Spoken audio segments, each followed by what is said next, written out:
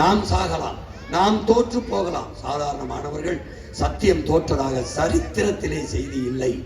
நாம் சத்தியத்தின் மக்கள், சத்தியமாக ஒரு நாள் வெல்லுவோம் என்று எனக்கு கற்பித்தார். அந்த சத்தியத்தை நம்பி நிற்கிற மகன் நான் சொல்லுகிறேன். எந்த நாட்டில் காவல்துறைக்கு, வழக்கறிஞர்களுக்கு, நீதிபதிகளுக்கு அதிகமாக மதிப்பு இருக்கிறதோ அந்த நாடு அதிக குற்றவாளிகளை கொன்ற நாடு. அது குற்ற சமூகம் என்று பொருள். ஒரு குற்றவாளிகளே உருவாகாத குற்றமற்ற சமூகத்தை உருவாக்குவதுதான் உங்கள் பிள்ளைகள், எங்களின் கனவு, நம்முடைய கனவு. அனைவருக்கும் வணக்கம்.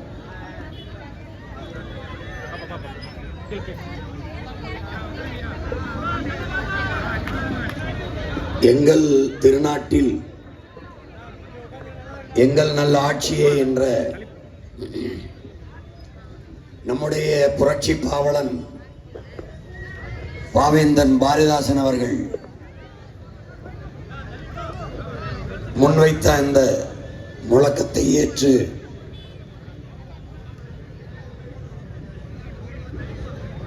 பசி பஞ்சமற்ற, ஊழல் லஞ்சமற்ற, கொலை கொள்ளை, சாதிய இழிவு, தீண்டாமை கொடுமைகள், அடக்குமுறை ஒடுக்குமுறை, பெண்ணிய அடிமைத்தனம், பாலியல் வன்கொடுமை, மது மத போதை, வளக்கொள்ளை, இது ஏதுமில்லாத ஒரு புதிய ஒரு தேசம் செய்வோம், மக்கள் புரட்சியால் அதை உறுதி செய்வோம் என்ற கோட்பாட்டை கொண்டு உங்கள் பிள்ளைகள் மகத்தான கனவை மனதிலே தாங்கி 15 ஆண்டுகளாக இந்த மண்ணிலே பயணித்து வருகிறோம். ஒரு தூய தேசம், ஒரு கனவு தேசம், உலகின் தலை சிறந்த நாடாக என் தாய் நாட்டை மாற்றி படைக்க வேண்டும் என்கிற ஒரு பெருங்கனவோடு இந்த மண்ணிலே ஒரு மாற்று அரசியல் புரட்சியை முன்னெடுத்து வருகிறோம். ஒவ்வொரு துறையிலும் மாறுதல், உலகத்தின் தலை சிறந்த நிர்வாக கட்டமைப்பு, உலகம் வியக்கத்தக்க ஆட்சி முறை, அதுதான் உங்கள் பிள்ளைகளின் கனவு. கல்வி, கல்விக்கேற்ற வேலை, வேலைக்கேற்ற சம்பளம், அதை கொண்டு வாழ்கிற பெருமை மிக்க வாழ்வு. இலவசம் என்ற சொல்லே இல்லாது ஒழித்து, இலவசம் பெற வேண்டிய ஏழ்மை வறுமை நிலையில் இல்லாது என் மக்களின் வாழ்க்கை தரத்தை உயர்த்தி தன்மானத்தோடு ஒரு தற்சார்பு வாழ்க்கையை வாழ்கிற வாழ்வை கொடுக்க வேண்டும் என்பது உங்கள் பிள்ளைகளின் கனவு. உலக தரத்திற்கு சிறந்த மருத்துவம், கட்டணமில்லாத மருத்துவம், கட்டணமில்லாத தூய குடிநீர், பயணிக்க பாதை, தரமான போக்குவரத்து, எரிக்க தடையற்ற மின்சாரம், குடிக்க தூய நீர், படிக்க சிறந்த கல்வி, பார்க்க சிறந்த மருத்துவம், நிலமும் வளமும் சார்ந்த தொழிற்சாலைகள், படித்தவர் படிக்காதவர் அனைவருக்கும் அரசு வேலை, இனி படிக்காதவரே இல்லை என்ற நிலையை உருவாக்குவது அடுத்த வேலை. ஒரு பெருங்கனவு இதுவரை எங்களது முன்னவர்கள் நீண்ட காலமாக சுமந்து வந்த கனவு. அந்த கனவை எங்கள் தலைவன் சுமந்து நின்றான். அந்த கனவை இப்போது இந்த நிலத்திலே அவன் பிள்ளைகள் சுமந்து நிற்கிறோம். உள்ளுவதெல்லாம் உயர் உள்ளல், மற்றது தள்ளினும் தள்ளாமை நீர்த்து என்கிறார் எங்கள் வள்ளுவ பெருமகனார் தந்தருளிய மறைமொழியிலே. அப்படி உயர்ந்த எண்ணத்தை கொண்டு நம்முடைய தமிழ் அறிவியலின் அடையாளமாக இருக்கிற அப்துல் கலாம் கனவு காணுங்கள் பிள்ளைகளே என்கிறார். அந்த கனவு உறங்கும் போது வருவதல்ல, உன்னை உறங்க விடாமல் செய்வது என்கிறார். ஒரு முறை வருவது கனவு, மறுமுறை வருவது ஆசை, திரும்ப திரும்ப வருவது லட்சியம். அப்படி திரும்ப திரும்ப வருகிற லட்சியத்தை நிறைவேற்ற துடிக்கிறோம். அந்த கனவை நாங்கள் பேசி பேசி கடத்தினோம். கருத்தியல் புரட்சியின் மூலமாக மக்களுக்கு கடத்தினோம் கடந்த 15 ஆண்டுகளாக. அதன் விளைவு 2016 4.5 லட்சம் வாக்குகளை வாங்கி நின்ற உங்கள் பிள்ளைகள் 19 17 லட்சம் வாக்குகளை வாங்கி உயர்ந்தோம். 21 30 லட்சம் வாக்குகளை பெற்று திமுக அதிமுகவுக்கு இடையே 3வது பெரிய கட்சியாக வளர்ந்தோம். வளர்த்தவர்கள் நீங்கள், மாண்புமிக்க எனது மக்கள், என்னை பெற்றவர்கள், என் உடன் பிறந்தவர்கள். அடுத்ததாக 24 இந்தியாவை யார் ஆள்வது என்பதிலே போட்டியிலே நாங்கள் இல்லை. ஏனென்றால் நாங்கள் பிரதம வேட்பாளர் இல்லை. ஆனால் அதிலே ஏற்கனவே இருந்த சின்னத்தை பறித்து கொண்டு புதிதாக ஒரு சின்னத்தை தந்தார்கள். ஒரே வாரத்தில் முடிந்தளவு கொண்டு போய் சேர்த்தோம். 3வது பெட்டியிலே இருந்தது எங்கள் சின்னம். அதை தேடி 36 லட்சம் வாக்குகளை, வாக்குக்கு 1 ரூபாய் வாங்காமல் தன்மானமிக்க, இனமானமிக்க, நல்ல அரசியலும் நல்ல ஆட்சியும் வளர வேண்டும் என்ற நோக்கம் கொண்ட, எண்ணம் கொண்ட என் இன சொந்தங்கள் 36 லட்சம் வாக்குகளை கொடுத்து தனித்த அங்கீகாரம் பெற்ற, முழு இசைவு பெற்ற மாநில கட்சி என்ற உயர்வை எங்களுக்கு தந்தார்கள். இந்த நிலத்திலே எங்கள் வாக்கு, எங்கள் கட்சியின் வாக்கு, என் மக்களின் வாக்கு என்று சொல்லக்கூடிய ஒரு தகுதியும் உரிமையும் நேர்மையும் நாம் தமிழர் கட்சிக்கு மட்டும்தான் இருக்கிறது. ஏனென்றால் இது ஒற்றை கட்சி வாக்கு. திமுக வாக்கு இது என்று சொல்ல முடியாது, அதிமுக வாக்கு இது என்று சொல்ல முடியாது. ஏனென்றால் அது கூட்டு அவியல் பொறியல் என்ற சாப்பாடு. அது கூட்டணி நோட்டணி, இது கொள்கை அணி, ஒரே அணி, மக்களோடு சேர்ந்து மக்களுக்காக களத்திலே நிற்கிற மாபெரும் மாற்று அரசியல் புரட்சி. அதனால்தான் இது மக்களுக்கான, எளிய மக்களின் புரட்சி என்ற முழக்கத்தை முன்வைத்து களத்திலே நிற்கிறோம். என் அன்பு சொந்தங்களே, என் அருமை பெற்றோர்களே, என் உயிரினுமினிய என் தம்பி தங்கைகளே, ஒரு நாட்டில் ஒரு நாடு, ஒரு இனம் வீர மக்களை பெற்றிருந்தால்தான் அந்த இனம் பாதுகாப்பாக வாழும். வீர மக்களை பெறாத இனம் சிதைந்து அழியும், நாட்டை இழக்கும். வீரம்தான் காக்கும். அப்படி வீரப்படையாக இருக்கிற நம்மளுடைய காவல் படை, காக்கும் தெய்வங்களாக இருக்கக்கூடிய காவல் படை இன்றைக்கு கணக்கில்லாத காவல் மரணங்கள், காவலர்களே பணிச்சுமையால் தற்கொலை, இப்படி எண்ணற்ற நிகழ்வுகளை நீங்கள் பார்க்கிறீர்கள். இன்றைக்கு காவல்துறை அதிகாரிகள் வந்தால் மாமா வர்றார், அவர் வர்றார் என்று ஏளனம் பேசுகிறதையெல்லாம் நீங்கள் பார்க்கிறீர்கள். இந்த நிலையை மாற்றி காவலர்கள் காவல் தெய்வங்கள் என்று என் மக்களால் போற்றப்படுகிற உயரத்திற்கு எங்களின் காவல்துறையை தூக்கி கொண்டு போய் நிறுத்த வேண்டும் என்கிற கனவு, இந்த கனவை தந்தவன் என் உயிர் தலைவன் மேதகுவே பிரபாகரன் அவர்கள். என் அன்பு சொந்தங்களே, உங்கள் மகனின் உங்கள் பிள்ளைகளின் ஆட்சியில், நாம் தமிழர் ஆட்சியில், தமிழ் தேச அரசின் ஆட்சியில் காவல்துறை எப்படி இருக்கிறது என்பதை சுருக்கமாக ஒரு முன்னோட்டமாக காட்டுகிறேன். நேரம் குறைவாக இருப்பதால் ஒரு மேடையில் இவ்வளவுதான் காட்ட முடிகிறது. என் கனவு பெரிது, மிக பெரிது. ஆனால் ஒரு துளியை காட்சி வடிவத்தில் பேசி பேசி கடத்த முடியவில்லை, புரிய வைக்க முடியவில்லை. அச்சு ஆவணத்தில் குடித்தேன், படிக்கிற பழக்கம் என் மக்களுக்கு இல்லை. படம் பார்த்து பழகி போன என் மக்களுக்கு படம் காட்டுவது என்று முடிவெடுத்து படம் காட்டுவது. ஏன்னா நீங்க படம் காட்டுறவங்க தான் ஓட்டு போடுறீங்க. அதனால உங்க மகனும் ஒரு படம், உருப்படியான படம், தேவையான படம், நாட்டுக்கு படம், பொழுதுபோக்கு படம் இல்ல, நல்ல பொழுதா ஆக்கிற படம். இது என்னன்னு பார்க்காதீங்க, இதை வட்டமா, இதான் தமிழ்நாட்டு அரசு முத்திரை. இதுவரை நீங்க பார்க்கறது எடுத்துடும். தலைநகரையே மாத்திரம், தமிழ்நாட்டே மாத்திரம் 5 தலைநகரம். அது ஏன் போடுறேன்னு அப்புறம் சொல்றேன், இப்ப நிறைய நேரம் இல்லை. இது பெரிய செய்தி. இது காவல், நம்முடைய ஆட்சியில் காவல்துறை எப்படி கட்டமைக்கப்படுது பாருங்க. எந்த நாட்டிலும் சிறையிலையும் நீதிமன்றங்களையும் காவல் நிலையங்களையும் கூட்டம் குறைகிறதோ அந்த நாடு குற்றமற்ற சமூகம் என்று போற்றப்படும். எந்த நாட்டில் காவல்துறைக்கு, வழக்கறிஞர்களுக்கு, நீதிபதிகளுக்கு அதிகமாக மதிப்பு இருக்கிறதோ அந்த நாடு அதிக குற்றவாளிகளை கொன்ற நாடு, அது குற்ற சமூகம் என்று பொருள். எந்த நாட்டில் நீதிமன்றத்தில் கூட்டம் குறைகிறதோ, காவலர்களுக்கு வேலை இல்லை என்று ஆகிறதோ, வழக்கறிஞர் அந்த நாட்டில் ஒழுக்கம் இருக்கிறது, அறநெறி இருக்கிறது, நன்னெறி இருக்கிறது, தர்மம் தலை தோங்குகிறது என்று பொருள். உங்களுக்கு தெரியாது. அப்ப இந்த நம்முடைய கல்வி முறையை வகுத்தவன் அவன் என்ன பண்றான், நான் இந்தியா முழுமைக்கும் பயணித்து சென்றேன், அங்கே ஒரு பிச்சைக்காரனை கூட, ஒரு திருடனை கூட பார்க்கல, அவ்வளவு அற சிந்தனை, தர்ம சிந்தனை அந்த நாட்டில் இருந்ததுங்கிறான். உங்களுக்கு அந்த மாதிரி மெக்காலேயுடைய கல்வி திட்டத்தை தான் நம்ம படிக்கிறோம். அவன் இந்தியா முழுமைக்கும் குறுக்கு நெடுக்குமா நான் பயணிச்சேன், ஒரு திருடனுக்கு ஒன்று ஒரு பிச்சைக்காரனோட பார்க்கலைங்கிறான். அவ்வளவு தர்ம சிந்தனை அந்த நாட்டில் மேலோங்கி இருந்ததுன்னு இன்னைக்கு திருட்டு பயிலும் பிச்சைக்காரன் தான் குறுக்கு மறுக்குமா ஓடுறான். அதுலேயும் நான் என் வீட்டுக்கு போகிற போது ஒவ்வொரு நிறுத்தத்திலையும் கையேந்துறான். யாரு? பூரா வட இந்தியன். அப்போ நான் என்ன தெரிஞ்சேன், இனி நமக்கு பிச்சை எடுக்கிற வேலை கூட மிச்சம் இல்லை, எல்லாம் அதையும் பறிச்சுக்கிட்டான். இப்போ பாரு, நல்லா கவனி.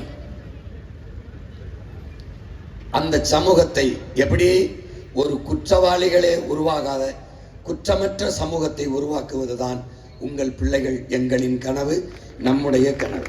அப்போ அந்த கனவை நிறைவேற்றோம். நம்முடைய தலைவர், எங்கள் தலைவர், படத்தை போட்டு காட்ட முடியாது, அது ஒளிபரப்ப மாட்டாங்க. தலைவர்னா உனக்கு யாருன்னு தெரியும். அப்போ நம்ம தலைவரை காவல் படையை கட்டிட்டு காவல்துறை அணிவகுப்பு பேரணி அதில் மரியாதையை வாங்கும்போது காவல்துறையில் பேசினது தலைவர் பேசினது அவன் மகன். நான் உங்களுக்கு பேசுகிறேன். குற்றவாளிகளை பிடித்து கூண்டில் நிறுத்துவதல்ல காவல்துறையின் வேலை.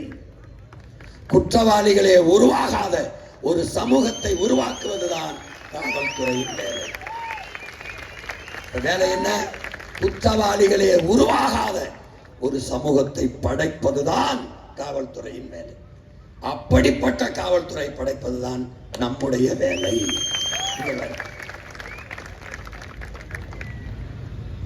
பார்த்துக்க.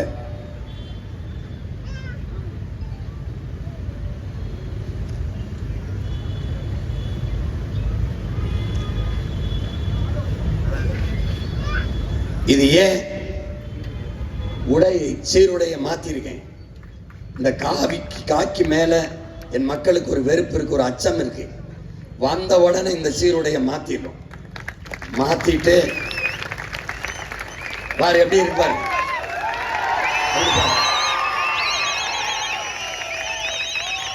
காவல் நிலையத்தில் அந்த சிவப்பு கோப்பு அருவருப்பார்களை தூக்கிறோம்.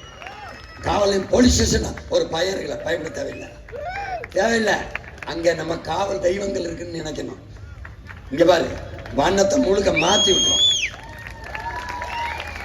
சுழற்சி முறையில் பணி. காவல்துறைக்கு சுழற்சி முறையில் பணி. ஆண் காவலர்களுக்கு 8 மணி நேரம் தான் பணி, பெண் காவலர்களுக்கு 6 மணி நேரம் தான் பணி. காவலர்கள் பற்றாக்குறை இருந்தால் பணிக்கு கூடுதலாக நம்ம காவலர்களை எடுத்துக்கிறோம். பார்த்துக்க, காவலர்களை கூடுதலாக எடுக்கிறோம். இதுல என்னன்னு பாரு, ராணுவ வீரர், நாட்டின் பாதுகாப்புக்கு நிற்கிற பாதுகாப்பு படை வீரர்களுக்கு கூட 2 மாத காலம் விடுமுறை இருக்கிறது, இந்த நாட்டில் இருக்கிறது. நீதி அரசர்களுக்கு கூட சம்மர் வெக்கேஷன், கோடை விடுமுறை என்று 2 மாத காலம் விடுமுறை. ஏப்ரல் மேலாம் நீதிமன்றம் இருக்காது, விடுமுறை இருக்கிறது. ஆனால் நம்முடைய காவலர்களுக்கு ஒரு நாள் 1 மணி நேரம் கூட விடுமுறை இல்லை. இது எவ்வளவு பெரிய கொடுமைன்னு பாரு. ஆசிரியர்களுக்கு இருக்கு, ராணுவ வீரருக்கு இருக்கு, எல்லாருக்கும் இருக்கு, காவல்துறைக்கு இல்லை. இப்ப நாம என்ன செய்யறோம்?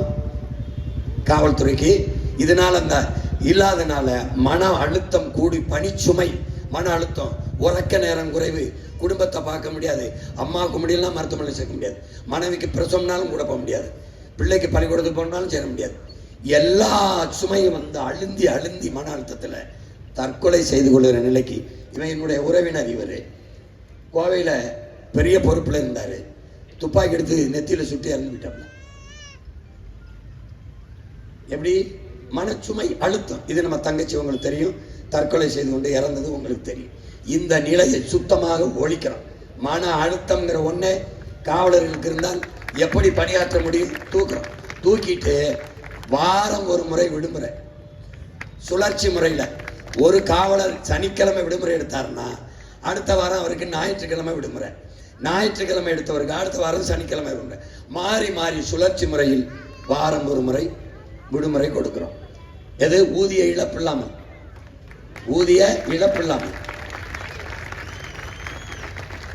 நல்லா கவனிச்சுக்கிற, பார்த்துக்கிட்டே வா.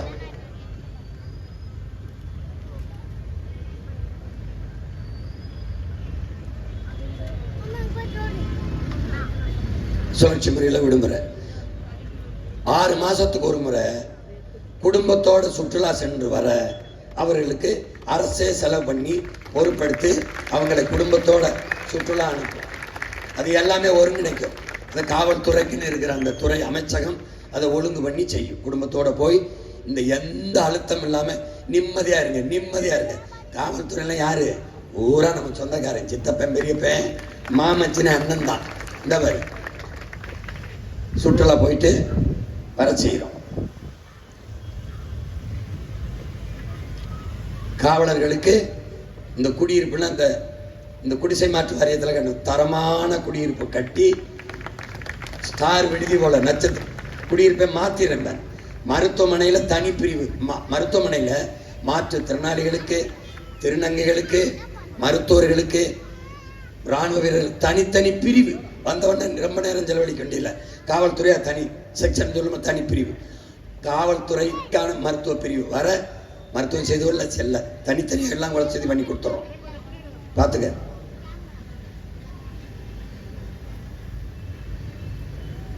இப்ப கண்காணிப்பு கருவி எல்லா இடத்துலையும் காவல் நிலையத்தில் நாடே கண்காணிக்கப்பட்டு இருக்கோம். தப்பிக்க முடியாது. எங்கிருந்து யார் கண்காணிக்கிறார் என்று உனக்கு தெரியாது. இப்போ ஒரு குற்றவாளி குற்றம் செஞ்சுட்டார், கூப்பிட்டு விசாரிக்கும் போது மாண்புமிக்க மனித நேயத்தோட இப்படி டவுசரை கழட்டு, இந்த சட்டையை கழட்டு, உட்காரு, முட்டிக்கால் ஓடு, அடி தடி, அதெல்லாம் கிடையாது. எல்லாத்தையும் இங்கே பார்த்துருக்கோம். இப்போ என்ன பண்ணுறோம்? குற்றங்களை குறைக்க நமக்கு குற்ற தடுப்பு காவல் படையை கண்டுபிடிச்சிடறோம். இந்த சீருடை இல்லாது பிரிவென்டிவ் ஃபோர்ஸ் அவங்கள என்ன பண்ணுறோம்? உடல் தகுதியை நீக்கிறோம். ஒரு உயரம் குறைமா இருக்காரு, தடிமனா இருக்காரு, ஒல்லியா இருக்காரு, கல்வி தகுதி மட்டும்தான் பார்க்கும், சேர்த்துக்கிறோம். திருநங்கை, மாற்றுத்திறனாளி. நீ மாற்றுத்திறனாளியில போலீஸ் பார்த்துக்க மாட்டீல, உன் மகன் ஆட்சியில் போலீஸ் எப்படி எவ்வாறு இருப்பாப்ல? அவர் என்ன பண்ணுவாரு? இந்த கூட்டத்துக்குள்ள வந்து உட்கார்ந்துருப்பாப்ல. உனக்கு போலீஸ்ன்னு தெரியாது, உன்னையோட வேகமாக கை தட்டுவாப்ல. நீ சேட்டை பண்ணின்னு வச்சுக்கிறீங்க, அவர் எல்லாருக்கும் கறி வச்சிருப்பேன், கை கை கை கைன்னு செய்தி போகும். 10 பேர் வந்து எந்திரிக்குது அப்படின்பா. போலீஸ் மாதிரி யாருங்க நீங்க? வாங்க வாங்குங்க, வாங்க வாங்க, கூட்டிட்டு போய் உட்காருங்க. ஹலோ உட்காரா, டே உட்காரா போட. அங்க போனா தெரியும் அவன் போலீஸ்ன்னு. தப்பிக்கவே முடியாது. நீ தாடி இருக்கிறது, தோட இருக்கிறது, பிள்ளைய கேலி பண்றது, பாரசத்திடுறது, தொலைச்சு போடுவேன். ஊக்கி வச்ச பச்சை மட்டையை அடிச்சு உடம்புல விட்டு கொண்டு வெறும் பச்சை மட்டையில தம்பி முதுத்தோலை உரிச்சு உப்பு தண்ணியை கடல் தண்ணியாச்சு உப்பை கரைச்சி ஊற்றி விட்டுருவேன். துடிச்சு கும்பிட்டு விழுந்துருவேன். இனிமே எண்ணமே வராது உனக்கு. பார்த்துக்க. குற்ற தடுப்பு காவல் நிலையம் தொடங்குங்க. இவங்கெல்லாம் போலீஸ், உனக்கு தெரியாது. இப்ப பாத்தீங்கள போலீஸ். அப்ப குற்றம் நடந்த பிறகு கண்டுபிடிச்சு அதை வழக்காக்கி நீதிமன்றத்தில் தண்டனை பெற்று கொடுக்கிற காவல் படை தான் இருக்கு. குற்றம் நடப்பதற்கு முன்பு அதை தடுக்கிற காவல் படை ஒரு பிரிவை நம்ம உருவாக்கிக்கிறோம். அது ஒண்ணு உருவாக்கிக்கிறோம்.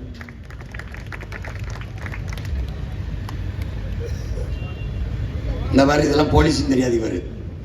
இவங்கெல்லாம் போலீஸ்ன்னு தெரியாது. உனக்கு டீ குடிச்சு உட்கார்ந்துருக்கு.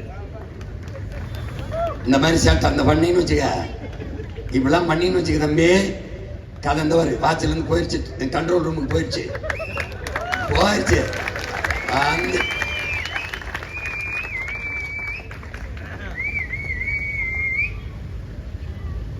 இப்ப என்னன்னா, இப்ப வந்து பண்டிகை, நம்ம உனக்கு பண்டிகை இருக்கு, எல்லா பண்டிகை இருக்கு. பொங்கல் பண்டிகை இருக்கு, தீபாவளி இருக்கு, ரம்ஜான் இருக்கு. ஆனால் காவலர்களுக்கு எந்த பண்டிகையும் இல்லை. நீ பட்டாசு வெடிச்சா இப்ப பார்த்து வெடிப்பா, ஓரமா வெடிப்பா, நிக்கணும். பொங்கலுக்கே நிக்கணும். நீ செத்து பாடையில போனாலும் கூட வரணும், பல்லக்கு தூக்கிட்டு போனாலும் வரணும், கோயில் திருவிழாவுக்கு வரணும், எல்லாத்துக்கும் நிக்கணும். ஆனால் நம்ம ஆட்சியில விடுமுறை. எப்படி விடுமுறை? ஒரு நாள்ல அரை நாள் பண்டிகை காலங்கள்ல அவர்களுக்கு விடுமுறை. மீதி நேரம் பகுதி நேரம் பிரிச்சுக்கிறோம். 8 மணி நேரத்துல 4 மணி நேரம் அவருக்கு பணி, பெண் அவளுக்கு 3 மணி நேரம் பணி செஞ்சுட்டு போயிடலாம். சுழற்சி முறையில விடுமுறையை பண்டிகை காலங்கள்ல கொடுத்துக்கிறோம்.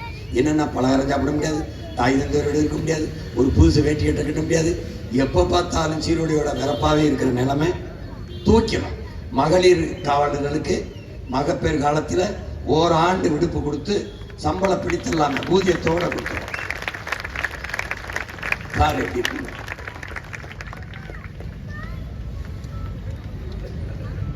எல்லாத்துக்கும் கூட வருவான் போலீஸ், எல்லாத்துக்கும் வருவான்.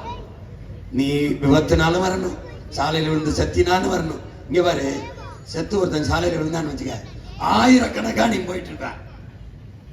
செத்து விழுந்தவன் சித்தப்பனா இருக்கலாம், என் அப்பனா இருக்கலாம், உன் அண்ணனா இருக்கலாம், உன் மாமனாச்சனா, உன் மச்சனா இருக்கலாம், உன் நண்பனா இருக்கலாம், நீ போயிட்டே இருப்ப. ஆனால் எவன் செத்து பிணமாக விழுந்தாலும் அந்த பிணத்திற்கு முதல் சொந்தக்காரன் நான் தான் என்று வந்து நிற்பவன் போலீஸ், காவல்துறை. புரியுதுன்னு நினைக்கிறேன். இனிமேலாவது காவல்துறையை போற்ற மதிக்க பழகிக்க. பாரு, முதல்ல விழுந்தவன அந்த இடத்துல வந்து ஒரு போரையை போத்தி துணியை போத்தி இந்த பிணத்துக்கு நான் தான்டா சொந்தக்காரன் நிக்க போறது யாரு? காவல்துறை. பாரு, மேன்மையான பணிகளை செய்யும் காவலர்களை போற்ற வேண்டும். எப்படி? அப்படி போற்றவர்களுக்கு உயரிய விருது கொடுத்து பணி உயர்வு கொடுக்கும். அவன் மரணிக்கும் போது அரசு மரியாதையோடு அடக்கம் செய்யும். போற்றத்தக்க பணியை செய்கிற காவலர்களை போற்றும், கொண்டாடு அரசு. இப்ப பாரு, இவர் தலைவர், இவர் சாலையில போறதுக்கு இந்த மாதிரி ஒரு கொடுமை பார்த்துக்கிட்டா 3 மணி நேரத்துக்கு முன்னாடி இவங்க வீட்டை விட்டு கிளம்புறதுக்கு முன்னாடி போக்குவரத்தை நிறுத்தி வரிசையா வெயில்ல நம்ம பிள்ளைகளை ஆண்காவலர் பெண்காவலர் நின்று இங்கிட்டு போ அங்கிட்டு போ டிராபிக். எங்க வராரு இவரு? ஓடுன ஒரு நாள் அதிகாலையில விண்ணூர்தி நிலையத்துக்கு போக 5 மணிக்கு வரேன், வரிசையா என் தம்பி நிமிஷம் வணக்கம் பண்ண, என்ன நிறுத்தி நின்றுகிட்டு இருக்கேன்னு கேட்கிறேன். அண்ணே சைக்கிள் ஓட்ட வராங்க, நீ ஏய் வச்சு வெளுத்து விட்டேன் பாரு. சைக்கிள்ல இந்த பக்கம் போறாங்கன்னு மொத்த போக்குவரத்தையும் ஒரே பக்கம் திருப்பி தேசிய நெடுஞ்சாலையில ஒரு பக்கத்துல போக வர நெரிசல் வராது விபத்தான யாரு பொறுப்பு? அதுக்கப்புறம் தான் ஓட்டணுமா போய் பூங்கால ஓட்டு, விளையாட்டு திடல ஓட்டு. எப்படி இருக்கு? இப்ப நமக்கு எதுக்கு இவ்வளவு காவல்துறை பாதுகாப்பு? நம்ம தான் நாட்டுக்கே பாதுகாப்பு. தேவையில்லை. இங்க பாரு, இவருக்கு பாதுகாப்பு கொடுக்கணும். ஒரு எலிப்படை, பூனைப்படை, இசட்டுப்படை, ஒய்படை. எதுக்கு? ஏண்டா இவ்வளவு பயந்தங்க எதுக்குடா ஆச்சு? எதுக்குடா வாரிய பதவிக்காரிய அவ்வளவு உயிர் பெயர்க்குன்னா வீட்லயே இருக்க வேண்டியதானடா. மக்களுக்கு சேவை செய்ய வரவன் மக்களை பார்த்து பயப்படுறான். ஏய், எந்த நாட்டுலடா அது நடக்குது? இந்த மாதிரி சாருக்கு பாதுகாப்பு. வரிசையில நிக்கணும். இங்க ஏப்ரல் மேல வெயில நிக்கணும், பனியில நிக்கணும், மழையில நிக்கணும், ராத்திரியில நிக்கணும். பாரு, இந்த முறையை ஒழிக்கணும்டா. இந்த நாட்டுல சுத்தமா ஒழிக்கணும். காவல் நிலையத்துல இரு, அதான் உன் வேலை. ரோட்ல நிக்காத. இந்த பாரு,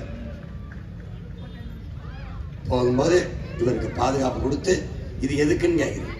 இப்ப என்ன உங்க அண்ணன் கேள்வி கேட்கிறோம், மையன் இந்த தேர்தலை ஓட்டு கேட்க போகும்போது என் ஆத்தாக்கெல்லாம் இந்த ஆரத்தி எடுக்கிறாங்கல்ல, அந்த இதுக்குள்ள ஆசிட்டை ஊத்திடுவான்னு நீ எப்படி நீ நம்பாம போய் கும்பிடுற? பக்கத்துல நிக்கிற நீ ஆசிட்டை வச்சு அந்த சூடத்துல கொளுத்து விட்டான்னு என்ன பண்ணுவேன்? அப்ப பயம் இல்லாம நிக்கிற பல்ல அடிச்சுக்கிட்டு.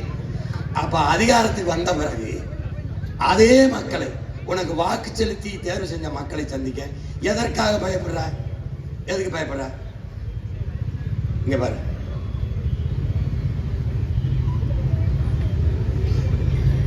சாலையில நிக்கணும். ஆட்சிக்கு வந்தவர் எல்லாம் பாதுகாப்பு, சருன்னு போகணும். அதுக்கு பேர் என்ன? புரோட்டா கால். நம்ம புரோட்டா ஆட்டுக்கால் கேள்விப்பட்டிருக்கோம். இவன் என்ன புரோட்டா கால்னே தெரியாது. இங்க பாரு, நம்ம பிள்ளைங்க, நம்ம அண்ணன் தம்பி, நம்ம சித்தப்பன் பெரியப்பன், நம்ம அக்கா தங்கச்சி இப்படி சாலையில நிக்கிறத அண்ணன் பார்க்கும்போது ஒரு வழி வரும்பாரு. டேய், இதை ஒழிச்சிடணும்டா. வெயில நிப்பான், ஒரு சிறுநீர் வந்துருச்சு, ஒரு அவசரம் வந்துருச்சு, எங்க போவான்? எங்க போவான்னு சொல்லு. நம்ம தங்கச்சி நிக்குது, நம்ம அக்கா நிக்குது, எப்படி போகும்? எப்படி போகும்டா? ஒரு மாந்தனையும் உள்ள ஒரு மனிதன் செய்ய, ஒரு தலைவன் செய்யற ஆட்சியாடாது. போப்பா போய் இருப்பான். பாருங்க, இங்க பாரு, இங்க பண்றது இந்த பாரு. நான்லாம் ஒரு நாள் ராத்திரி தூத்துக்குடி விண்ணூர் நிலையத்திலிருந்து போறேன். 10:30 மணிக்கு நான் இந்த தங்கச்சியை சாலை நிற்குது, வெறும் கருவை, ஒரு நட்டுவாக்கி கிடைச்சிருச்சு, ஒரு தேல் கிடைச்சிருச்சு, ஒரு பாம்பு கிடைச்சிருச்சு. என்னடா பண்றது? என்ன பண்றதுன்னு சொல்லு. அந்த முறை ஒழிக்கிறோம்டா. இவர் குளிர் ஊட்டப்பட்ட வாகனத்துல இருந்து ஜெயில் போவாரு, இவன் வெயில்ல நிக்கிறான் பாரு. இங்க பாரு, அப்படி உனக்கு உயிர் பயம் இருந்தால் வராத, மக்கள் சேவைக்கு வராத, வீட்டிலே இருந்துக்க. இவன் யாருன்னு தெரியுதா? போலீஸ். போரிஸ் ஜான்சன் யாருன்னு தெரியுதா? இங்கிலாந்து நாட்டின் பிரைம் மினிஸ்டர், பிரதமர். எதுல போறான் பார்த்தியா? பாராளுமன்றத்துக்கு சைக்கிள்ல. ஏன் சிரிக்காத? இவன் யாரு? மார்க் ரூட்டே, நெதர்லாந்து பிரதமர். எதுல போறான் பாராளுமன்றத்துக்கு? சைக்கிள்ல. ஒரு ஆளா ஓட்டிட்டு போயிட்டு இருக்கான். அவனும் பிரதமர் தான் பாரு. இது யாரு தெரியுதா? ஓ நாடு தான், நம்ம நாடு தான். வெஸ்ட் பெங்கால், மேற்கு வங்கத்துல. யாரு பின்னாடி மோட்டர் பைக்கில் உட்காந்துருக்க ஆள் பாரு? மம்தா பானர்ஜி. ஏங்க ஒரு கார்ல போகுது, கார் ரிப்பேர் ஆயிருது, வண்டியை நிறுத்திட்டு அந்த மோட்டர் பைக்கில் போற தம்பி என்ன அசம்பிளியில விட்டு சட்டசபையில டேய் நடந்தவரா மோட்டர் பைக்கில் போதுறான் முதலமைச்சர் டாட்டா காட்டிட்டு. இவன் யாரு தெரியுமா? டேய் அவனை காட்டுப்பா. அந்த ஆள் யாரு தெரியுமாடா? கேரள முதல்வரா பினராயி விஜயன். சாதாரணமா நடந்து போவாப்ல பாரு. இவன் யார் தெரியுதாடா? நம்ம தாத்தா. யார் தெரியுதா? நம்ம தாத்தா தான். எப்படி பாரு, எப்படி போறாரு பாரு. என்னன்னு பாரு. என்னது அது? என்ன சத்தம்னு? முதலமைச்சர் கார் போகுது, முன்னாடி ஒரே ஒரு போலீஸ் ஜீப் போகுது. வாங்கி சைலன் சத்தம் போட்டுக்கிட்டு. ஏய் என்னது இதுன்னு? போலீஸ்னு. ஏய் நிப்பாட சொல்லு. இங்க வா. என்னது? ஏன் இப்படி செஞ்சு சத்தம் போட்டான? செத்தா உடனே சங்குதி போயிட்டு இருக்காங்கிறாப்ல. எங்க இருந்து வருதுன்னு? நம்ம வண்டிக்கு முன்னால போற போலீஸ் ஜீப்ல இருந்து வர சத்தம் தான் சார். வண்டியை நிறுத்துப்பா. அது என்னையா? அது சவப்பா மேல மாட்டி வச்சிருக்கீங்க? சைரன் வண்டி சார். இது என்ன கூத்துன்னு? நான் உயிரோட தானே இருக்கேன். முன்னால சங்கு ஊதிட்டு போனா என்ன அர்த்தம்னு? நீங்க போல ரோட்டு பந்தோபஸ்துக்காக கொண்டு வந்திருக்கோம் சார். எனக்கு எதுக்குப்பா பந்தோபஸ்து? நான் சீனா. இத பார்த்து இந்த பையில திருந்தலடா. ஒரு 100 வண்டி போகலாம். இங்கடா போறிய உங்க ஆடம்பர அக்கிரமத்துக்கு? இவங்க சினிமாவில இருந்து வந்தாங்களா? சினிமா செட்டு மாதிரியே பிரம்மாண்டமா இருக்கும். என் தாத்தன் பேரறிஞர் அண்ணா, முதறிஞர் ராஜாஜி, நம்ம தாத்தன் ஓமந்தூர் ராமசாமி ரெட்டியார், குமாரசாமி ராஜா, இந்த டாக்டர் சுப்பராயன், இவங்கெல்லாம் இப்படிதான் ஆட்சி செஞ்சாங்க. போயிட்டு இருக்கேனா? இல்ல பாகிஸ்தான்ல போயிட்டு இருக்கேனா? நம்ம நாட்டுல தானே போயிட்டு இருக்கேன். அந்த ஜீப்பை திருப்பி கொண்டு போங்க. சும்மா வெட்டி செலவு பண்ணிக்கணும். ரெண்ட செலவுங்கிறாப்ல. ஏண்டா நான் சீனாவில் வரணும், பாகிஸ்தான்ல வரணும், சொந்த நாட்டில் போறதுக்கு இதுக்கடா பாதுகாப்புன்றாப்ல. இவங்க மக்களை நம்மளை பயப்படுறாங்க. இது தாத்தாவின் ஆட்சியில, பேர ஆட்சியில எப்படி இருக்கு? தவிர்க்க முடியாத இடங்களில் என் பிள்ளைய நிக்குதுன்னு வச்சுக்க, பெண் காவலர்களுக்கு கேரவேன்ங்கிற பாதுகாப்பு வண்டியை முதல்ல அனுப்பிடுவேன். மொபைல் டாய்லெட்ஸ் வச்சிருவேன். எப்படி? மொபைல் டாய்லெட்ஸ் வச்சிருவேன். ஆண் காவலர்களுக்கு அதே மாதிரி வச்சிருவேன். தவிர்க்க முடியாத இடத்துல தான். தேவையில்லாம சாலையில் வந்து நின்றுட்டு இருக்க கூடாது. நீ போய் காவல் நிலையத்தில் காவல் பணியை செய்யும், உனக்கு என்ன வேலையை செய். இல்லைன்னா சும்மா புத்தகம் எடுத்து படிச்சுக்கிட்டு. இந்த மாதிரி பெரிய கூட்டங்கள் இருக்குது. அதுக்கு பாதுகாப்பு கொடுக்க வேண்டிய அவசியம் வருது என்றால் அங்க பிள்ளைகளுக்கு போதிய வசதி இந்த மாதிரி வண்டியை முதல்ல நிறுத்தினேன். நகரும் கழிவறைகள், கேரவன், நடிகர்கள்லாம் சினிமா படப்பிடிப்புக்கு பயன்படுத்துறாங்களா, ஷூட்டிங்கு, அந்த வண்டியை அரசு வச்சிருக்கோம். ஒவ்வொரு இடத்துலையும் கொண்டு நிறுத்திடும். அதுக்கு கேரவன் பேர் பாதுகாப்பு வண்டி. இங்க இந்த மாதிரி எங்க காவலர்கள் சாலையில நின்று பணி செய்யறது கிடையாது. அப்ப என்ன பண்ற? போக்குவரத்து காவலர்கள் நடுவீதியில் நிற்பதோ வெயிலில் நிற்பதோ கிடையாது, எடுத்துடும். என்ன பண்ற? சாலையின் இரு ஓரத்துல கண்ணாடி அறை, இப்படி இந்த பக்கம் இந்த பக்கம் சுவர் இருக்கும், பின்னாடி சுவருக்கு முன்னாடி கண்ணாடி அறை இருக்கும். குளிரூட்டப்பட்ட அறைக்குள்ள இருக்கணும், உள்ளே இருக்கணும். உள்ள இருந்து எல்லா இடங்களையும் வளைவு கண்காணிப்பு கருவி சிசிடிவி பொருத்தியிருப்பேன். பல இடங்கள்ல எல்லாம் கண்ணு முன்னாடி கவனிச்சுக்கிட்டே இருக்கலாம். அங்கே மாற்றுத்திறனாளிகள், திருநங்கைகள், ஏற்கனவே இருக்கிற காவலர்கள், புதிய பணிக்கு எடுக்கும் போது திருநங்கைகள், மாற்றுத்திறனாளிகள் எல்லாரும், விதவை பெண்களை எல்லாம் எடுத்து வச்சிருப்பேன் அந்த கட்டுப்பா அந்த அறைக்குள்ள.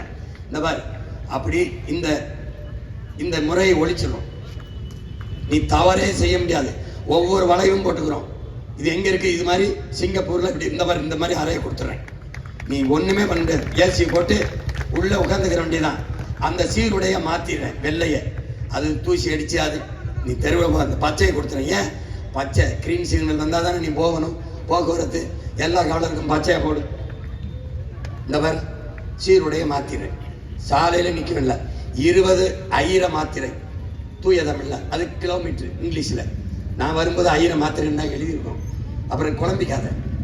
கிலோமீட்டர் வேகத்தில் 1000 மாத்திரை வேகத்தில் செல்லவும்னு இருக்குதுன்னா இப்படி எழுத்து வரும் 15 கிலோமீட்டர் வேகத்தில் போ அப்படின்னா அதில் நீ போகணும். போகலை அப்படின்னா இவர் மெதுவாக செல்லவும் தான் எழுதியிருக்கோம். ஏன்? பள்ளிக்கூடம் அருகில். இந்த மெதுவாக செல்லவும்லாம் இருக்காது, எடுத்துருவோம். பள்ளிக்கூடம் அருகில் அதான் போட்டிருக்கோம். பள்ளிக்கூடம் அருகில்னா நீ என்ன தெரிஞ்சிருக்கணும்? மெதுவாக செல்லணும். மெதுவாக செல்லணும்னு எழுதுனா நீ அறிவு கட்டவன் முட்டா பையன்னு அர்த்தம். நடைபாதை நடப்பதற்கே நீ எழுதி 50-60 கோடி செலவு பண்ணி இந்த முதன்மையான நகரங்கள்ல வேணா நான் சொன்ன போய் கேட்க இல்லை.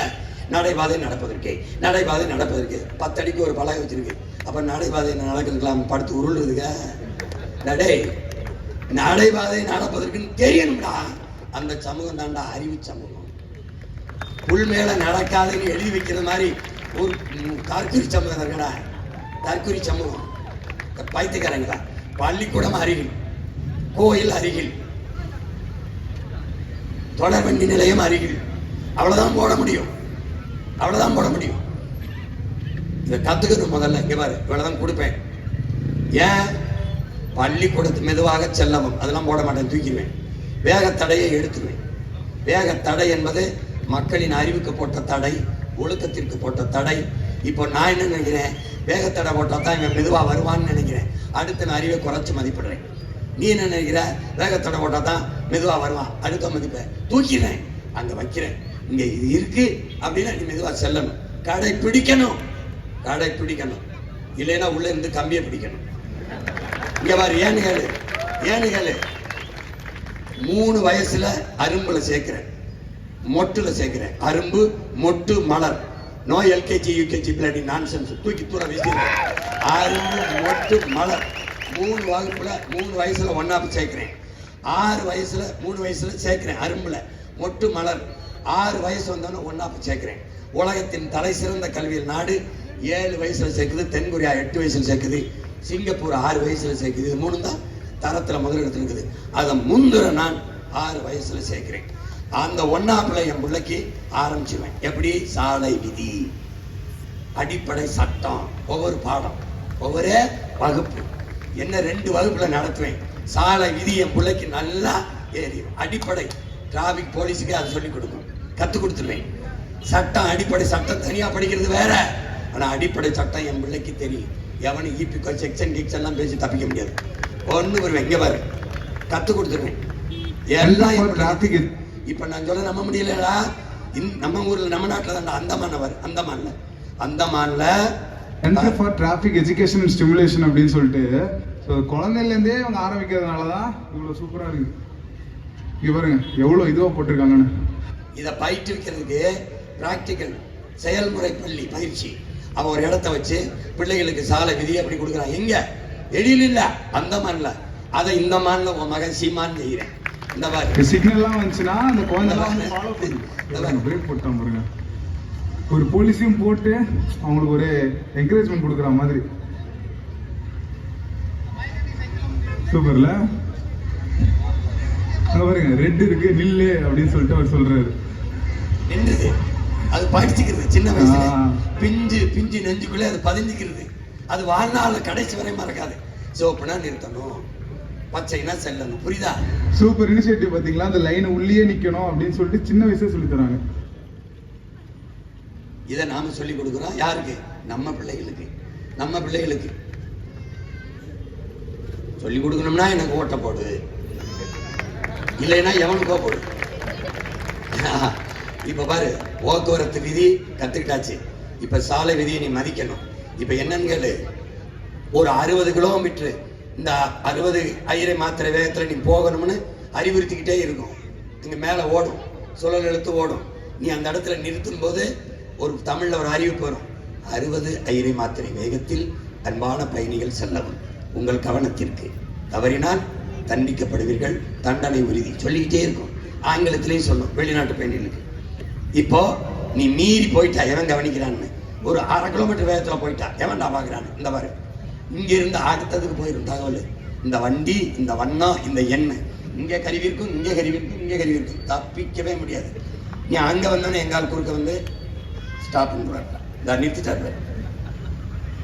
நீங்க தானே இது இந்த இடத்துல 6 கிலோமீட்டர் வேகத்தில் கூட வந்துட்டீங்கன்னு. நான் இல்லையே அப்படின்னோடனே எடுத்து காட்டுவாப்ல வீடியோ. இது நீ தானே? ஆமாம். வந்ததுக்கு 1000 ரூபா, பொய் சொன்னீங்கன்னா அதுக்கு ஒரு 1000 ரூபா, 2000 ரூபா கட்டினோடனே விட மாட்டாப்ல. ஓட்டுநர் உரிமத்தை கொடுன்ட்டு ஒரு கையெழுத்து போட்டுருவாப்ல. கையெழுத்து போட்டு 6 முறை மன்னிக்கும் என் நாடு, என்னுடைய காவல்துறை மன்னிக்கும். 6 தவறுக்கு மேல பண்ணிட்ட ஓட்டுநர் உரிமையை எடுத்துரும், பறிச்சிடும். அதுக்கப்புறம் நீ வண்டியை மீறி ஓட்டின உள்ளதான் இருந்து எண்ணணும். பார்த்துக்க. இந்த விதியை சிங்கப்பூர் கடைபிடிக்குது. இங்க பாரு எப்படி கடைபிடிக்குது, பாரு எப்படி கடைபிடிக்குது. சாலை விதி எப்படி வச்சுக்கிறது. ஒரு தவறு பண்ணிட்டீங்கன்னா அந்த முன்னாடி டேஷ்போர்டு இருக்குல்ல, அங்க ஒரு பிக்சட் டெபாசிட் மாதிரி ஒரு காசு வச்சிருக்கணும் நீ வங்கி. அந்த தவறுக்கு ஒரு தண்டனையா டாக்குன்னு அதுவே எடுத்துக்கிறோம். 12 தவறை பொறுக்குது. 12 மிஸ்டேக்ஸ். நான் 6 தான். அவன் செதுக்கி உருவாக்கிட்டான், நான் செதுக்கிறேன், அதனால கொஞ்சம் வேகம். 6 தான் மன்னிப்பேன். அவன் 12 தவறை பொறுக்கிறான், நான் 6 தவறை பொறுக்கிறேன். அதுக்கு மேல பண்ணான்னு வச்சுக்க, வாழ்நாள் என் நாட்டுக்குள்ள நீ வண்டி ஓட்ட முடியாது. வண்டியை வீட்டில் வச்சு பூஜை தான் பண்ணணும். பார்த்துக்க. அதுக்கு மேல எவன் கவனிப்பான்? வண்டி எடுத்து ஓட்டினு வச்சுக்க, உள்ள இவர் மாதிரி தான் உட்கார்ந்துருக்கணும். பார்த்துக்க. ஊர்காவல் படை ஏற்கனவே இருக்கு. நம்ம பிள்ளைங்களுக்கு பணி நிரந்தரம் இல்லை, 4 நாள் தான் வேலை வருது, 500 ரூபா 300 ரூபா தான் சம்பளம் வருது. இதை சிறப்பு படைப்பிரிவாக அங்கீகரித்து அவர்களுக்கும் உரிய சம்பளத்தை கொடுத்து பணிக்கு நம்ம கூடுதல் அதிகமாக ஃபோர்ஸ் தேவைப்படுது, இவங்களை எடுத்துக்கிறோம். இதெல்லாம் எடுத்துக்கிறோம். ஆனால் குற்றம்னு ஒன்று நடக்கணுங்கிற எண்ணம் எவருக்கு இருக்கக்கூடாது. விளங்குதுன்னு நினைக்கிறேன். ரவுடின்னு ஒருத்தன் வந்தான்னு வச்சுக்க, முதல்ல அவன் மனைவியை கூப்பிட்டு பேசுவேன். எல்லா தமிழ்நாட்டுக்கு எல்லா ரவுடியும் உட்கார வச்சு பேசுவேன். பூவோடும் பொட்டோடு இருக்க, உன் புருஷனால பல பேர் பூவும் பொட்டும் பல பெண்கள் இழந்திருக்காங்க. இந்த பூவோடும் பொட்டோடு நீ சாகிற வரை இருக்கணும்னா உன் புருஷனை ஒழுக்கமா அடங்கி ஒழுங்கி சொல்லு. ரவுடின்னு வச்சுக்க, ஒரே டாட்டா காட்டி விட்டுருவேன். Be careful. அப்புறம் ஐயோ நாள் வராது, அம்மா நாள் வராது. புரியுதா? பார்த்துக்க. காவல்துறைக்கு நம்முடைய ஆட்சியில, தமிழ் தேச அரசின் ஆட்சியில சங்கம் தேவைப்படாது. ஆனால் அவர்களின் அடிப்படை உரிமை, அதை நம்முடைய அரசு அங்கீகரித்து அவர்களுக்கென்று சங்கத்தை உருவாக்கி கொள்ள அனுமதி கொடுக்கிறது தமிழ்நாட்டு காவலர் சங்கம். அதற்கு தலைநகரில், திருச்சியில் தலைநகருக்கு நிர்வாக தலைநகர், அங்கே கொண்டு போய் வச்சிருவேன். அங்கே தலைமையகம் இருக்கும், நாடங்களும் பிரான்சஸ் கிளைகள் இருக்கும். அவங்க என்ன வேணுமோ அவங்க கோரிக்கையை நம்ம கொடுப்பாங்க, நிறைவேற்றுவோம். அவங்க கோரிக்கை வைக்கிற அளவுக்கு நாம வைக்க மாட்டோம். சிறந்த நிர்வாகம் என்பது கொடுத்த வாக்குறுதியை நிறைவேற்றுவது. ஐயா இறையன் எழுதியிருக்காங்க, தமிழ் அறிவின் பொக்கிஷம்.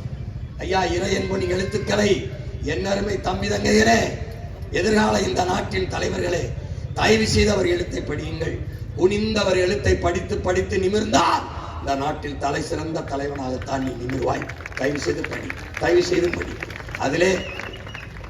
அதிலே அவர் சொல்றார்,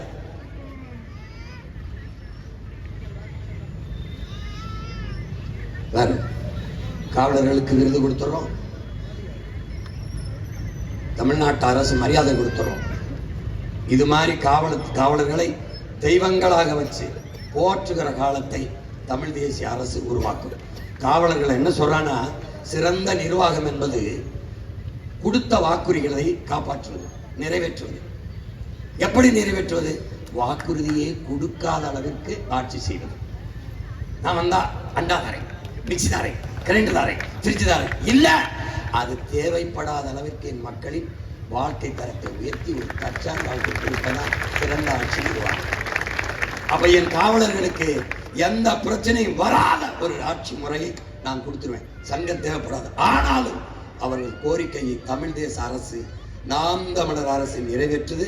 தனியாக சங்கம் வைக்குது. அவர்களுக்கென்று தனி வைப்பகம், அவர்கள் சம்பளத்திலே அதை சேர்த்து வைத்துக் கொள்ள அவர்களுக்கென்று தனி எல்லாமே வைத்து மிகச்சிறந்த மரியாதையை இந்த நாட்டின் காவல் பணியை செய்கிற அவர்களுக்கு இந்த நாடு செய்கிற மரியாதையாக பிரபாகரன் மகன், ஒப்பற்ற தலைவனின் மகன், காவல் பணியை செய்கிற அந்த காவலர்களுக்கு செய்கிற மரியாதையாக மிகச்சிறந்த காவல்துறையை கட்டமைச்சு இந்த வண்ணத்தை நான் தூக்கி எடுத்துறேன். காவல்துறை உங்கள் நண்பன். நீங்க செய்தியா கேள்விப்பட்டிருப்பீங்க, உங்கள் மகனின் ஆட்சியிலே உண்மையிலேயே நண்பனாக இருக்கும். நம்புங்கள். இதுவரை என் அன்பு மக்களுக்கு சொல்லி முடிக்க விரும்புகிறேன்.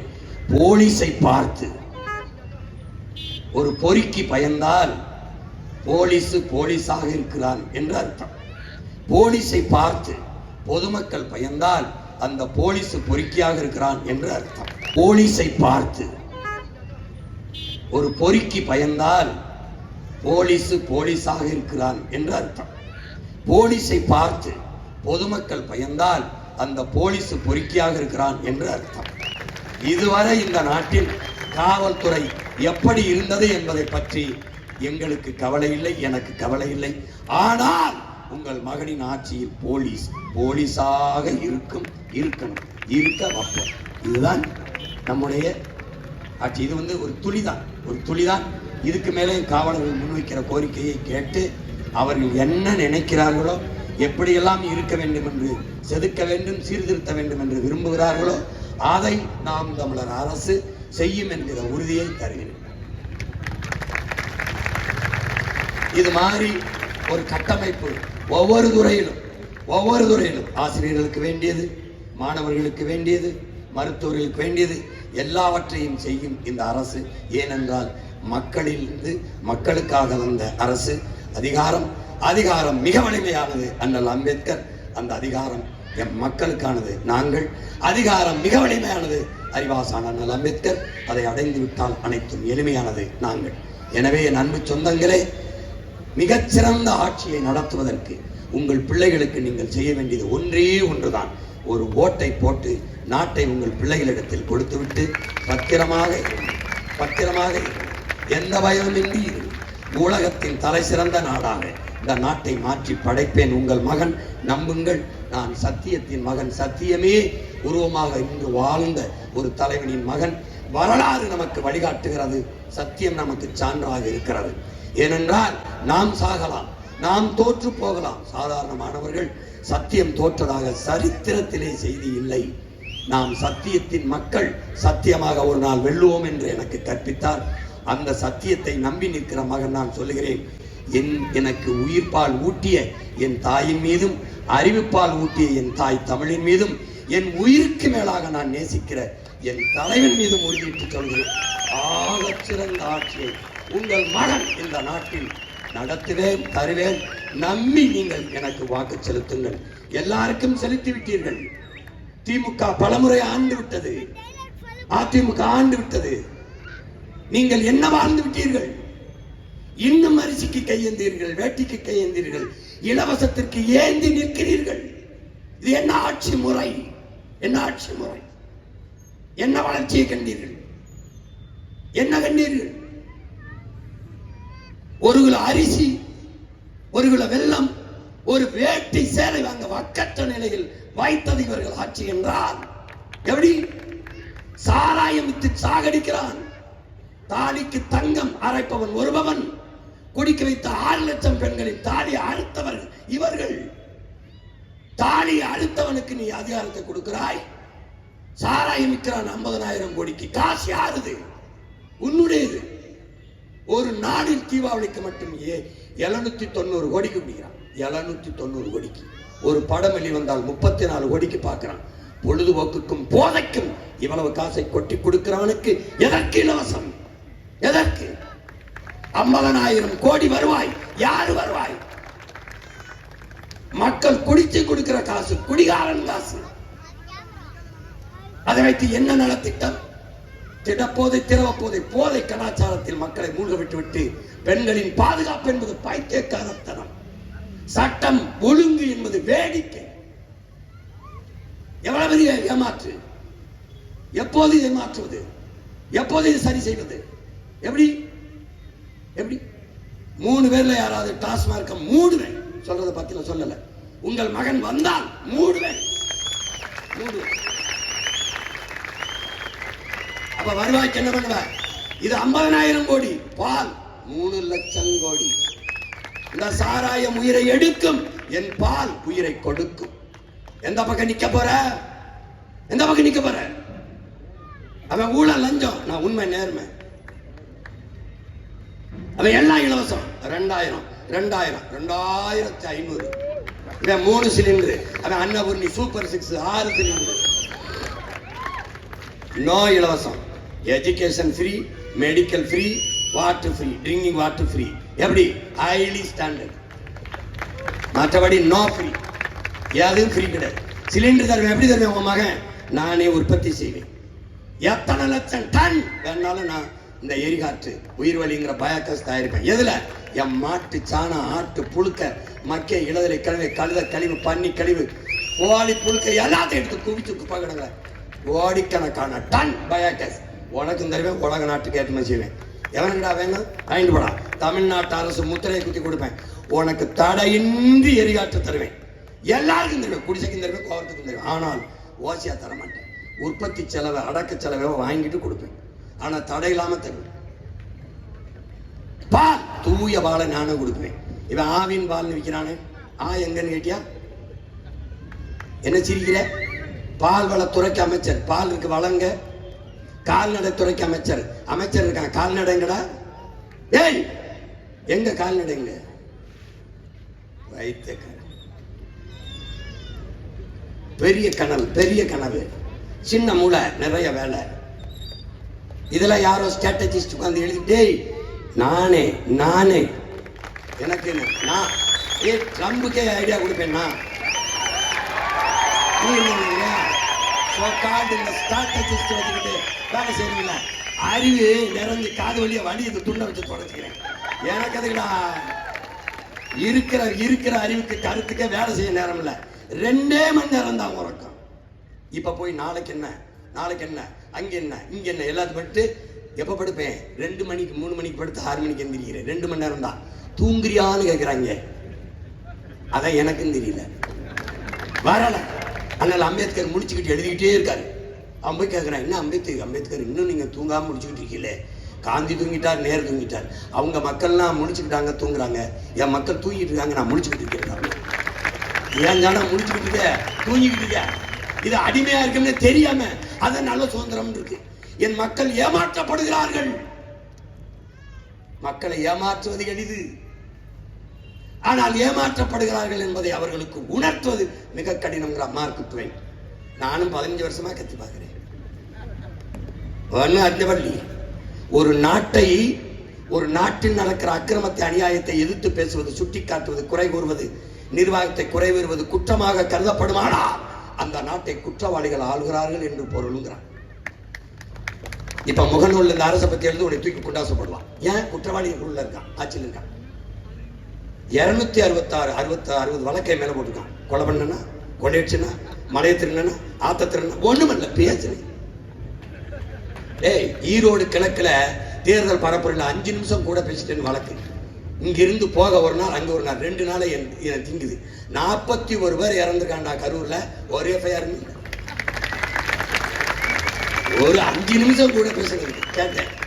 என்னையா நிர்வாகம்? ஒரு 5 நிமிஷம் கூட பேசிட்டேன், அதுக்கு ஒரு வழக்கு. 40 பேர் இறந்துருக்கான், ஒருத்த மேல கூட எஃப்ஐஆர். எப்படி ஃபேண்டாஸ்டிக் ரூல் உள்ளது? கொடுமையான கூட்டமிடாது. கள்ளச்சாராயம் பேரு, காய்ச்சறதும் குற்றம், குடிக்கிறதும் குற்றம். கள்ளச்சாராயம் குடிச்சு செத்தவனுக்கு 10 லட்சம்டா. குடும்பத்தில் ஒருத்தனுக்கு அரசு வேலை, பிள்ளையை நான் படிக்க பெங்குது. ஆனா ராணுவ வீரன் நாட்டு எல்லையில நாட்டை பாதுகாக்க சண்டை போட்டு செத்து வந்தானடா, ஒத்தரவா கொடுக்கறது இல்லடா. ஒரு மாலையை போடுற ஒரு மந்திரி போய் இந்த நாட்டுக்காக நான் போய் செத்தால் இந்த நாடு என் வீடை பார்க்கும் என்ற நம்பிக்கை கொடுத்தாதானடா படைக்கு போவான். நாதேற்று நிறுத்திடும்னா எவன்டா போவான் நாட்டு பாதுகாப்புக்கு? எப்படி? இப்ப நம்ம என்ன சொல்ல வேண்டியிருக்கு? யாராவது முடியல, வாழ முடியல, சாகிறதுனா விஷம் குடிச்சு சாகாதீங்க, கள்ளச்சாரம் குடிச்சு சாங்க, வீட்டுக்காக 10 லட்சம் கிடைக்கும்னு சொல்ல வேண்டியது. தொலைங்கடா, அந்த கொடுமையை தொலைங்கடா. மாறி மாறி ரெட்டலை, உதயசூரியன் ரெட்டலை. உதயசூரியனுக்கு போட்ட அவர் வீட்டில் வெடி, நாட்டில் வெடியுமா? விடிஞ்சிருக்கா?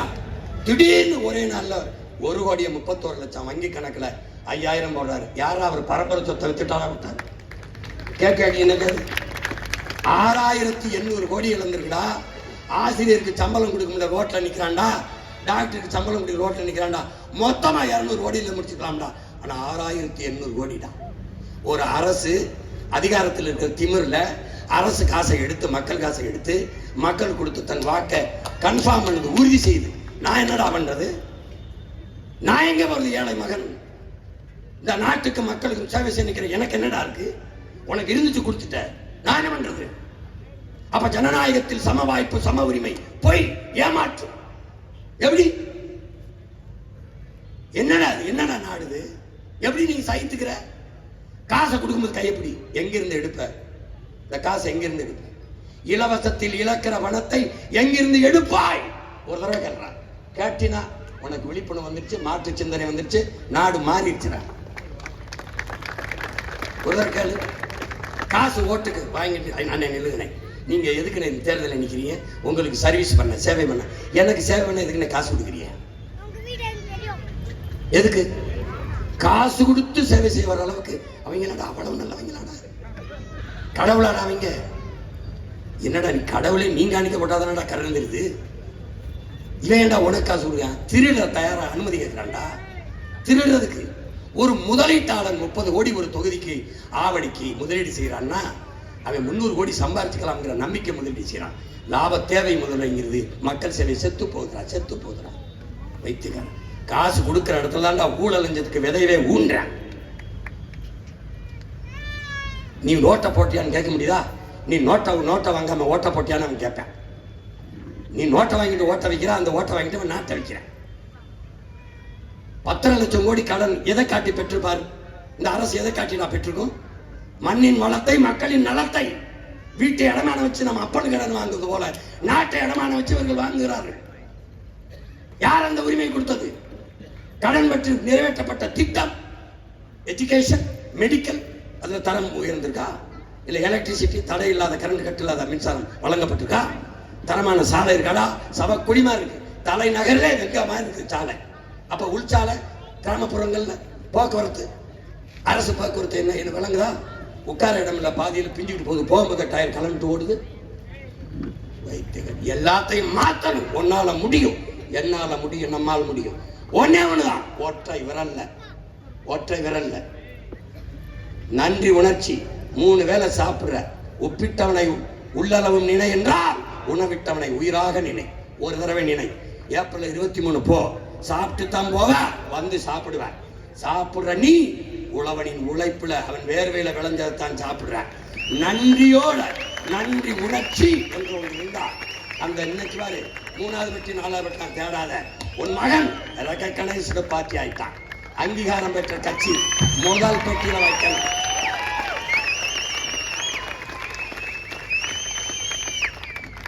ரெட்டை எல்லா பெட்டியிலும் இருக்காது, தாமரை எல்லா பெட்டியிலும் இருக்காது, உதயசூரியன் எல்லா பெட்டியிலும் இருக்காது, கை எல்லா பெட்டியிலும் இருக்காது. ஆனா நம்ம விவசாயி கலப்பையோட எல்லா பெட்டியிலும் இருக்கும். போ, குழம்பிக்காத, விறுவிறுன்னு போ. விவசாய பாரு, நன்றின்னு ஒரு தடவை தொடு. என்னைய தொடாம போ.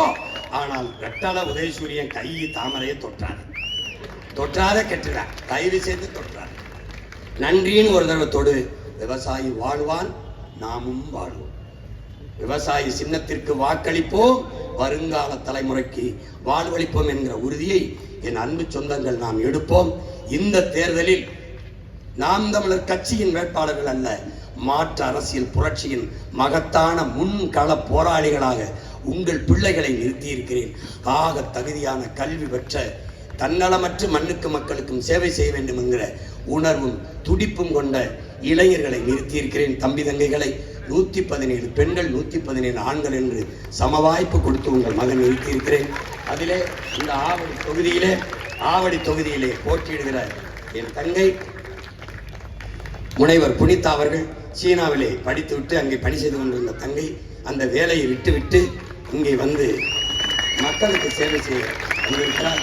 அடுத்ததாக அம்பத்தூர் தொகுதியில என் அன்பு மருமகன் இளங்கலை காட்சி தொடர்பியல் படித்த சிலம்பரசன் அவர்களுக்கு விவசாயி சின்னத்தில் வாக்கு செலுத்தி வெற்றி பெற செய்யுங்கள். அடுத்ததாக மாதவரம் சட்டமன்ற தொகுதியிலே என் அன்பு மகள் கிருத்திகா ஏழுமலை அவர்களுக்கு இளங்கலை பொருளாதாரம் படித்த கிருத்திகா ஏழுமலை அவர்களுக்கு வாக்கு செலுத்தி என் அன்பு சொந்தங்கள் வெற்றி பெறச் செய்யுங்கள். அடுத்ததாக உங்கள் பிள்ளைகள் எங்களின் வெற்றி, நம் இனத்தின் வெற்றி. நீங்கள் செலுத்தும் ஒவ்வொரு வாக்கும் நம் மொழி காக்கும், இனம் காக்கும், மண் காக்கும், மானம் காக்கும், மக்களின் நலன் காக்கும், வருங்கால பிள்ளைகளின் வாழ்வை பாதுகாக்கும். நாங்கள் கேட்பது வாக்கல்ல, மக்களின் எதிர்கால தலைமுறையின் வாழ்க்கையை என்பதை கவனத்தில் கொண்டு என் அன்பு சொந்தங்கள், என் அன்பு உடன் பிறந்தார்கள், தனித்து தனித்து சீமான் கூட்டணி சேராமல் நிற்கிறானே என்ன நம்பிக்கையில் என்று எல்லோரும் கேட்கிறார்கள்.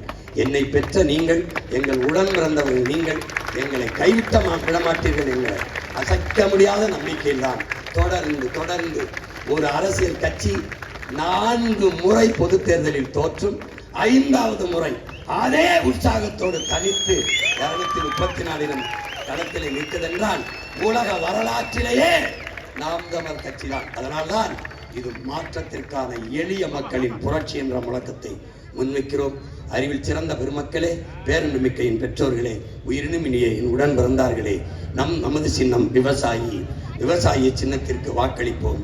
வருங்கால தலைமுறைக்கு வாழ்வளிப்போம். புரட்சி எப்போதும் வெல்லும். நமது வெற்றி அதை சொல்லும். நம் இலக்கு ஒன்றுதான், இனத்தின் விடுதலை. இனம் ஒன்றாவும், இலக்கை வென்றாவும். தமிழ் தாய் வாழ்க, தலைவர் பிரபாகரன் வாழ்க, நாம் தமிழர்.